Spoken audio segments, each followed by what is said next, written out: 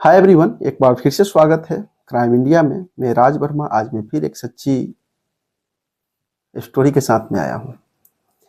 आज की जो स्टोरी है ये कोई स्टोरी न कहकर हम इसे ताकत बताएंगे कि आज मैं एक सच्ची ताकत के साथ में उपलब्ध हूँ। पिछले कुछ दिन पहले जब पहलगाम में कुछ हमारे भारतीय हिंदुओं को जब हत्या यानी गोली मार दिया गया, उसके बाद तमाम ऐसी खबरें जो निकल के आ रही है कि पाकिस्तान और भारत के बीच में जो रिश्ते अच्छे नहीं हैं, कि किसी भी क्षण कुछ भी हो सकता है। और उसके बाद भारत सरकार ने 5 अहम मुख्य बिंदु पर रोक भी लगाई पाकिस्तान के खिलाफ, जैसे सिंधु जल समझौता जो था और सब बहुत कुछ। लेकिन इन तमाम ऐसी सारी घटनाएं चल ही रही थी, तब तक भारत के तमाम ऐसे टीवी न्यूज़ चैनल पे और पाकिस्तान के तमाम ऐसे टीवी न्यूज़ चैनल पे, धरातल पे जंग हो या नहीं हो, लेकिन टीवी न्यूज़ स्टूडियो में जंग शुरू हो गया। लेकिन किसी भी देश के राष्ट्रपति, प्रधानमंत्री, होम मिनिस्ट्री, किसी भी देश के जो तीनों जो सेना होते हैं, जल थल वायु, तीनों सेना इन न्यूज एंकरों और न्यूज रूम के हिसाब से जंग चालू नहीं करते हैं और वो अपनी सोच बूझ करके कुछ कदम उठाते हैं देश के प्रति, क्योंकि जंग अच्छी चीज होती नहीं है। अगर एक जंग हो गया तो फिर एक देश 50 साल पीछे चला जाएगा, जो उसकी वर्तमान स्थिति होती है उससे। आज की जो कहानी है, ये कहानी दो देशों की सैन्य शक्ति, उनकी आर्थिक स्थिति, उनकी जनसंख्या, उनकी एरिया, तमाम ऐसी बातें को मैं लेके इसमें मैं चर्चा करूंगा। पाकिस्तान जो एक समय भारत का हिस्सा हुआ करता था, जो भारत पाकिस्तान एक हुआ करते थे, उस पाकिस्तान के आज लगभग भारत से अलग हुए लगभग 78 साल पूरे हो रहे हैं। और इस 78 साल में पाकिस्तान की जो आबादी है मात्र 25 करोड़ आबादी है, जो हमारे भारत के उत्तर प्रदेश की आबादी के बराबर है।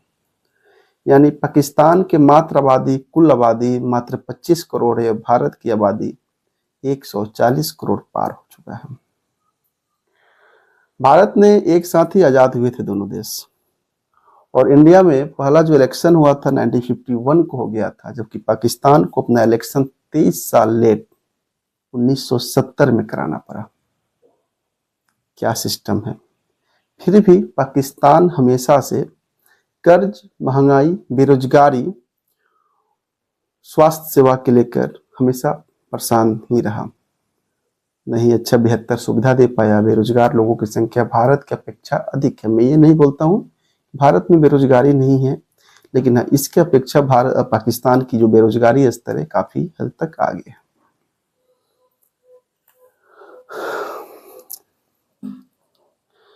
दूसरी ये बात मैं बोल दूं कि पाकिस्तान जब 1947 में जब आजाद हुआ और उसका जो पहला चुनाव जब हुआ था 1970 में, तब से आज 2025 चल रहा है। आज तक पाकिस्तान की कोई भी पार्टी ने पूरे 5 साल अपने कार्यकाल को नहीं चला पाया। बीच में कोई ना कोई प्रॉब्लम आई और उनकी सरकारें गिर गई, फिर री इलेक्शन हुआ। तमाम ऐसी खबरें जो आपके साथ मिलते रहती है। मैं फिर से मैं बोल रहा हूँ कि जंग कभी भी अच्छी चीज नहीं होती है, और जिसकी आबादी हमारे भारत के एक उत्तर प्रदेश की आबादी के बराबर है, वो हमेशा भारत को धमकियां देते रहता है। आज हम दोनों देशों की सैन्य शक्ति के बारे में कंप्रिहेंशन करेंगे, दोनों देशों की सैन्य शक्ति की तुलना करेंगे, किनके पास क्या है, किनके पास क्या है दम। अगर हम सैनिक की बात करें तो भारत जो आता है पूरे दुनिया में, भारत की जो सैन्य ताकत है वो मात्र चौथे स्थान पर आता है, और पाकिस्तान उस हिसाब से पाकिस्तान की सैन्य ताकत पूरी दुनिया में 12वें स्थान पे आता है, भारत से 8 पायदान नीचे। ये खबरें पाकिस्तान किसी भी देश की सैन्य ताकत को पता करने के लिए वहाँ की अर्थव्यवस्था, वहाँ की सिस्टम को समझना पड़ता है। वहाँ पे एयरपोर्ट क्या है, बंदरगाह क्या है, जंगी बेड़े क्या है, जंगी जहाज क्या है, ये सारी सुविधाएं की इस पर हम आज चर्चा करते हैं। लेकिन इतना समझ लीजिए कि भारत की जो सैन्य ताकत है वो चौथे स्थान पे और पाकिस्तान की जो सैन्य ताकत है वो 12वें स्थान पे है। यानी भारत से 8 पीढ़ी 8 स्टेप नीचे जाता है पाकिस्तान। एक रिपोर्ट ग्लोबल फायर पावर के हिसाब से दुनिया के सैन्य ताकत की रिपोर्ट देती है और करंट रिपोर्ट है 2025 का भी। 2025 की 5वीं महीना का स्टार्टिंग चल रहा है। पूरे 145 देशों का वो रिपोर्ट सर्वे निकाला ग्लोबल फायर पावर ने, जिसमें पाकिस्तान को, जैसे मैं आपको बताया हूं कि पाकिस्तान की जो सैन्य ताकत था वो 12वें स्थान पे था और भारत की सैन्य ताकत था वो चौथे स्थान पे था। मैं आपको समझा दूं तो भारत में टोटल आर्मी जो है वो लगभग 12 लाख है। भारत में 12 लाख आर्मी है। उसके बाद 12 से 1 टैंक है और 1.5 लाख उसमें आपको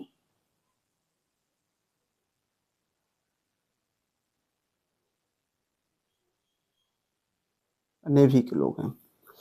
उसके बाद मैं आपको बता दूं तो इंडिया में एयरफोर्स के टोटल विमान की अगर बात कर ली जाए तो इंडिया में एयरफोर्स आपको 3,10,000 एयरफोर्स है। और भारत में विमान की बात कर ली जाए तो 2229 विमान है, जिसमें से लड़ाकू विमान की संख्या 530 है, हमला विमान की संख्या 130 है सॉरी, और ट्रेनर 351 है। भारतीय सेना के तीनों अंग की अगर बात किया जाए तो 899 यानी 899 हेलीकॉप्टर है, जिसमें से 80 ऐसे हेलीकॉप्टर है जो अटैक हेलीकॉप्टर में काउंट किया जाता है।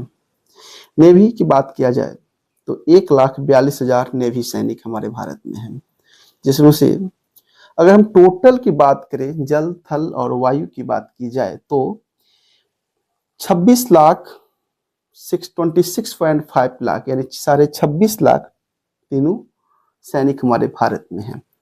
और उसके बाद लॉजिस्टिक की बात की जाए तो ये 311 है। एयरपोर्ट आपको लॉजिस्टिक की बात की जाए तो 311 आपको भारत में एयरपोर्ट है और 56 बंदरगाह है। ये मैं अभी भारत की मैं बात करते आ रहा हूँ। अगर रोड की बात की जाए, सड़कें जो हमारे भारत के पास जो सड़कें हैं वो 63 लाख किलोमीटर सड़कें हैं भारत में।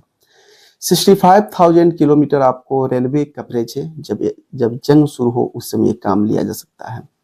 भारत की 3 सेनाओं की ताकत आपके सामने में रख दिया हूं, जिसमें से भारत चौथे स्थान पे आता है और पाकिस्तान, जिससे मैं कंप्रिहेंशन आज मैं कर रहा हूं, वो 12वें स्थान पे आता है।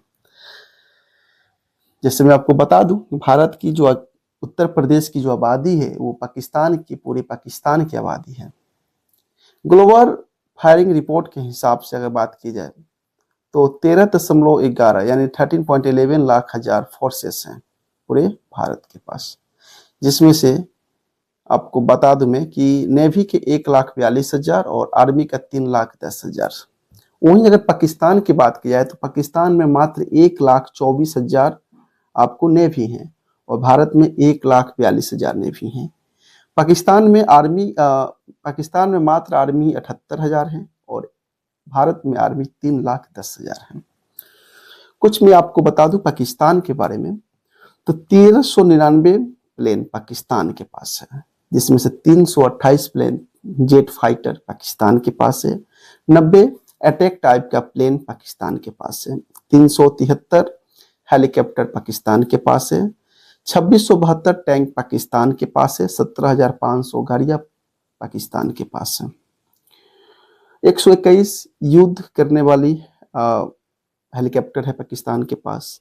लॉजिस्टिक की बात की जाए तो भारत के पास कुल 56 बंदरगाह हैं और पाकिस्तान के पास मात्र 3 बंदरगाह हैं।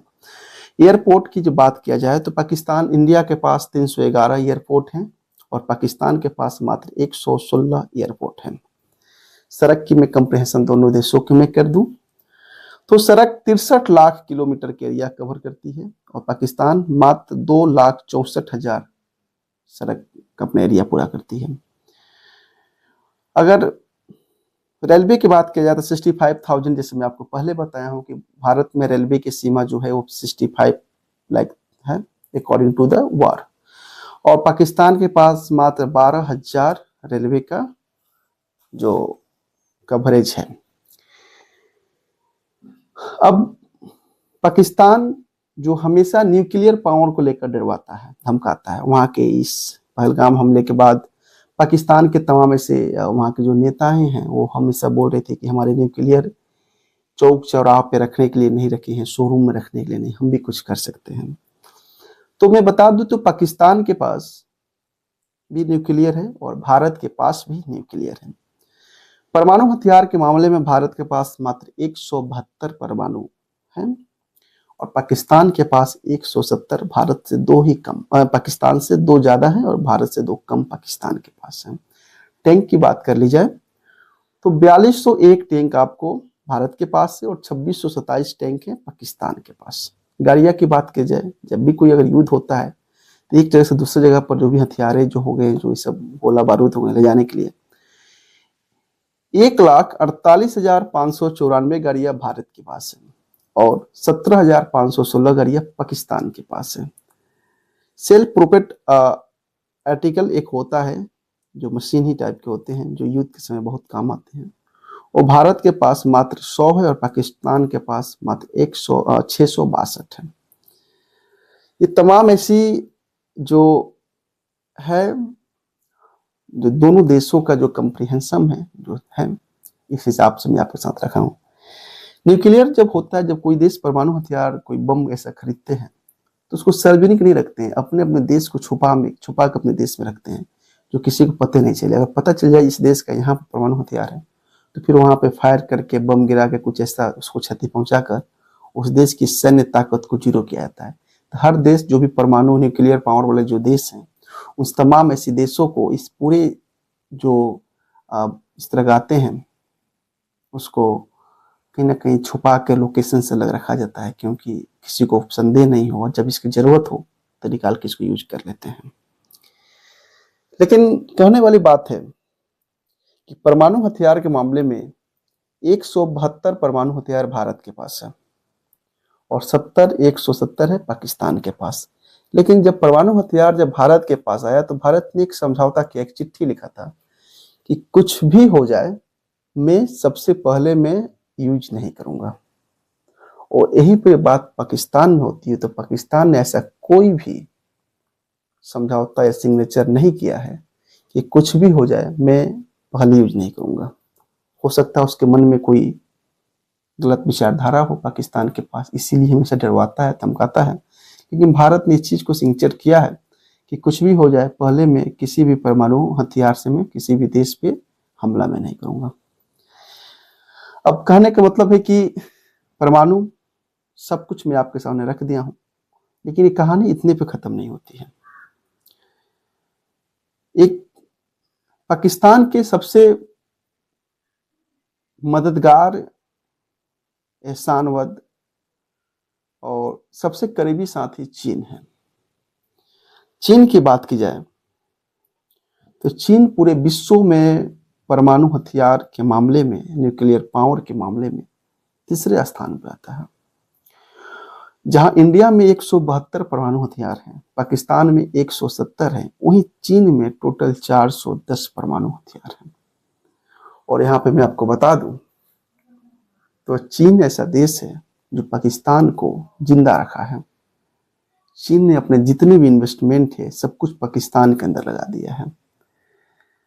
जिस पाकिस्तान में खाने के लिए पैसे नहीं है, खाने के रोजमर्रा की चीजें के लिए इतने महंगाई है, बेरोजगारी, मेडिकल, सब कुछ तमाम ऐसी सुविधाएं हैं जो पाकिस्तान के पास नहीं है।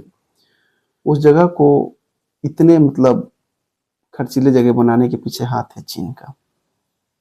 अब आगे क्या मंसूबा है आप समझ सकते हैं। तो ये हमेशा बात बना रहता है कि अगर पाकिस्तान के साथ कभी कोई वार हो तो पाकिस्तान के बाद चीन को भी देखा जा सकता है। अब भारत आजकल देख रहे हैं कि ड्रोन का समय हो गया है, बहुत से ऐसे देश में ड्रोन से हमला किया गया है और काफी नजदीकी घटना को लेकर मैं नाम नहीं लेना चाहता हूँ। देखिए आप तो बहुत से ऐसी जगह है जहाँ पर ड्रोन से हमला किया गया है।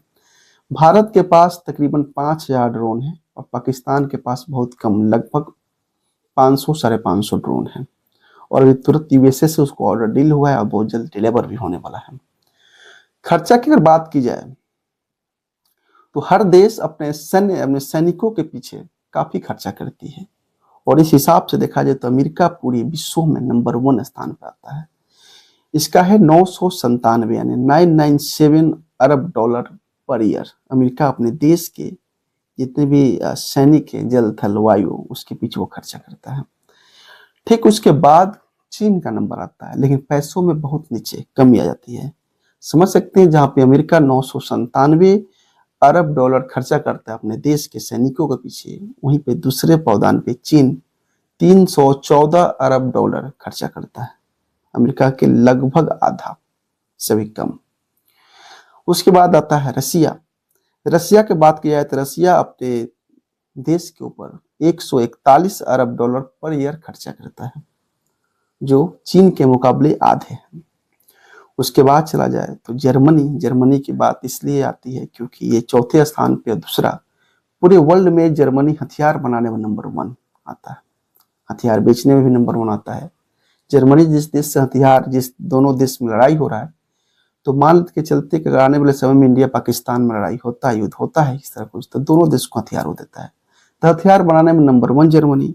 इसका जो खर्चा आता है अपने देश के सेनाओं के ऊपर, जल थल वायु जो 3 सेना होते हैं, ये 88.5 यानी 88.5 अरब डॉलर इसका खर्चा आता है, पूरे वर्ल्ड में चौथा स्थान लेता है, जो रसिया से भी आधा के बराबर। 5वें स्थान पर आते हैं हम यानी इंडिया। इंडिया में टोटल पर ईयर्स भारत के जितने भी सैनिक हैं, जल थल वायु, इनके पीछे लगभग खर्चा होता है 86.1 86.1 अरब डॉलर। भारत के जो यहाँ पे जो सिस्टम है, जल थल वायु के जितने भी सेना है, सोल्जर है, आर्मी है, नेवी, सबको मिलाकर 86.1 डॉलर पर ईयर खर्चा होता है। अब देख ले आप, अब पाकिस्तान की बात की जाए तो पाकिस्तान टोटल 10.2 अरब डॉलर पर ईयर खर्चा करता है अपने जितने भी वहां के सेना के हैं, जल थल वायु, तीनों पे वो खर्चा करता है। अब हालांकि बात यह है कि इतनी गरीबी होने के बावजूद भी पाकिस्तान इतना पैसा कहाँ से खर्चा करता है। ये पैसा कम नहीं है, उस आबादी, उस जगह के हिसाब से बहुत ज्यादा है। जहाँ पे रोजमर्रा के चीजें के दाम इतने ज्यादा है, वो इतना पैसा कहाँ से खर्चा है। लीजिए सी बात है, आप समझ सकते हैं कि सारी पैसा चीन से आती है। पाकिस्तान की सेना बिजनेस करती है, वहां की भी बात है। जब 1947 में जब हमारा देश आजाद हुआ था, तो उसके 23 साल बाद पाकिस्तान में पहला इलेक्शन हुआ, और 23 साल तक सेना ने देश को चलाया। और मैं बता दूं तो वहां के सेना के एक व्यक्ति का जितना इनकम है, उतना पाकिस्तान की पूरी जीडीपी है। एक व्यक्ति का जितना पावर है, जितना उसके पास अपना पैसा है, जितना पैसे वाले हैं, उतना पूरी पाकिस्तान का जीडीपी है। तो हम ये कह सकते हैं पाकिस्तान गरीब है, लेकिन पाकिस्तान के सेना गरीब नहीं है, क्योंकि वहां के हर सेना बिजनेसमैन है, उद्योगपति हैं। ये तमाम ऐसी जानकारी, ऐसी तमाम कंप्रिहेंशन जो मैं आपको समक्ष में रखा हूँ, और आपको इससे अनुमान लग गया होगा कि पाकिस्तान हमारे सामने कैसा है और कितने दिनों तक टिकेगा। अगर मेरे हिसाब से अगर चीन ने उसका साथ नहीं दिया तो 24 घंटा पाकिस्तान अपने हाथ में रहेगा, लेकिन ऐसा होता नहीं है। वार होना अच्छी चीज है, लेकिन जंग होने के बाद जंग को रोकना, आपने रूस और यूक्रेन को तो देख ही लिया होगा। जंग कब बंद होता है, अपने हाथ में नहीं होता है, और जंग अच्छी चीज नहीं होती है। जंग वो चीज है जो किसी भी देश को उसके 50 साल पीछे लेके चले जाती है। और अभी हम लोग को ये भी सोचना होता है कि भारत एक उभरते चेहरा है पूरे विश्व के लिए, तो हम जल्दीबाजी में ऐसा कदम ना उठा लें जिससे हमारी जो आशाएं हैं, नई किरणें जो आ रही मिल रही है, वो फिर सपने हो जाएं। ठीक है, आज की यही कहानी थी। धन्यवाद। फिर मिलता हूँ कल रात 8 बजे एक न्यू कहानी के साथ में।